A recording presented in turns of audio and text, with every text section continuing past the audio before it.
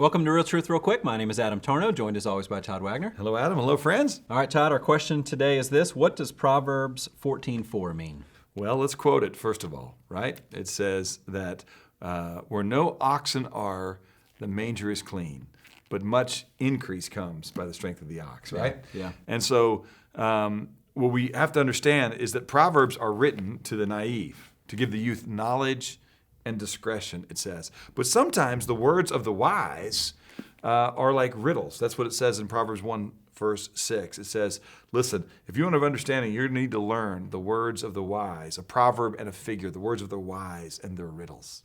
Sometimes you hear people speak with wisdom and you're like, I'm not really sure I understand what that means. And here's one of them, right? Yeah. And so what's it mean that, hey, if there's no ox, the manger's clean, but a lot of income or increase comes by the strength of the ox. Here's what I think it's saying. It's just saying if you're a person that just gets annoyed at the slightest bit of disruption, if you don't want any manure in the manger, if you will, okay, and, if you don't want your stable perfectly clean, just like you want it all the time, well, then you're not going to have an ox. And if you don't have an ox, you're not going to be able to plow as much field, and you're not going to have as much increase. You're not going to have as much income. So that ox takes a lot of work, and it's going to mess up your beautiful little stable, but it's going to make your life better, okay? And what that is teaching is you better learn to deal with your little petty peculiarities, right? Yeah. I always like to say that isolation is the garden in which idiosyncrasies grow. Yeah. And we all need, as iron sharpens iron, one man sharpens another. You're going to probably become more like you should be when there's ox in your life. That's what friends do. Friends make us better, right? So we were talking a while ago about team. What's the acronym for team people always use? Yeah, together everyone achieves more. Yes, and that's this, well, like, great, I want to be on a team. Yeah. Until you get on a team, you're like, man, these people annoy the heck out of me, right? But the fact is that all of us together are better than any of us alone. But all of us together are going to create a lot of problems and conflict sometimes. John Ortberg wrote a book, and I love the title, and it says that everybody's normal until you get to know them, right? And I think, there's a marriage book that you're familiar with, and the title of that is what? When Sinners Say I Do. Yeah, it's like, and when sinners say I do, they realize, oh my gosh, I've married somebody that's not as easy to live with as I thought. And you didn't marry the wrong person. You just need to realize that this is earth. And so we're easily annoyed even when we shouldn't be. And sometimes, no matter how patient you are, somebody's going to annoy you.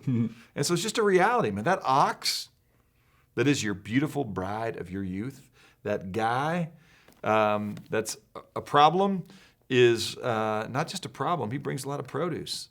I love the story as a woman one day that she was sitting there with her girlfriends, if you will, and her husband came in after a long day at work. Let's say he had a manual labor job, and he came in, he said, hey, sweetie, kissed her on the cheek, but he was kind of muddy and tracked his boots across the floor, right? And the girls looked at her and said, how can you put up with that? Look at those dirty footprints. And she says, I remind myself always that the man that makes those footprints is also the man that kisses me on the cheek.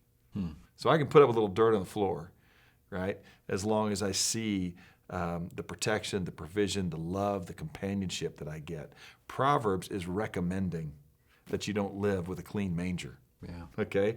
My wife and I talked about this a lot. We had 6 kids, right? We had 5 of them in 7 years. And there were just times when the house just wasn't going to be clean. No matter, what we did, there was just going to be a problem. And I just go, hey, sweetie, there's going to be a day when this house is going to be quiet. There's not going to be toys.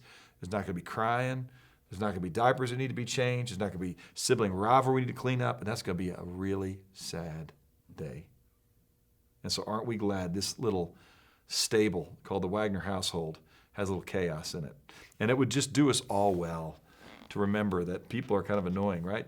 Bono wrote the song, and he said, I don't think I can live with you or without you, right? Yeah.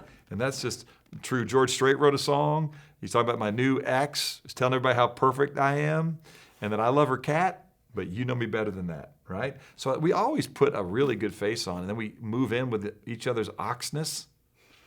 We're like, man. But I will just tell you, there's a lot of blessing that comes with the ox. Amen. So I would say be the most well-behaved ox you can, and be as patient as you can. Work through your foibles and the imperfection that is earth, but just realize it's earth. And so we're two sinners that said, I do. Your best friend is still going to have his not best moments. And what a blessing your friend is. Amen. So don't be inflexible, intolerable, and be somebody who's gracious and long-suffering. That's it. Great answer, Todd. Click on those show notes for other helpful resources. Thank you so much for watching, and we'll talk to you again next time.